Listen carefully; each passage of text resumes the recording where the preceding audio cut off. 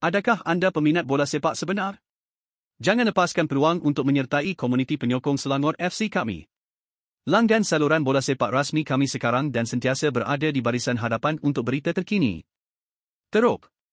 3 pemain dari pasukan kebangsaan Indonesia mengalami cedera sebelum perlawanan mereka melawan Turkmenistan. Pasukan kebangsaan Indonesia bersiap untuk menghadapi kunjungan dari Turkmenistan dalam perlawanan Hari Perlawanan FIFA yang dijadualkan berlangsung di Stadium Bung Tomo, GBT, Surabaya, Jawa Timur, pada Jumaat, 9 Ogos 2023. Namun, sebelum perlawanan dimulai, berita buruk menyelimuti pasukan Indonesia. 3 pemain kunci dari pasukan kebangsaan Indonesia dilaporkan mengalami cedera. Ketiga pemain ini berasal dari klub PSM Makassar dan Persikabo 1973. Mereka adalah Yaakob Sayuri, Jan Sayuri, dan Dimas Derajat. Tinggalkan suka anda pada video supaya anda tidak terlepas berita terkini daripada pasukan kegemaran anda.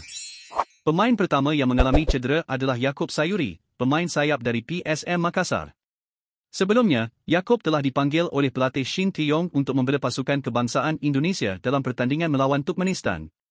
Penting untuk dicatat bahawa selain Yaakob Sayuri, Shin Tae-yong juga memanggil Yaakob Sayuri dan Reza Arya untuk bergabung dengan pasukan kebangsaan. Federasi Sepak Bola Indonesia, PSSI, telah mengirimkan surat panggilan kepada klub PSM untuk ketiga pemain ini. Situasi ini tentu merupakan tantangan besar bagi pasukan kebangsaan Indonesia menjelang pertandingan melawan Turkmenistan, dan mereka akan perlu mencari solusi yang cepat untuk mengatasi ketidaktersediaan pemain-pemain kunci ini.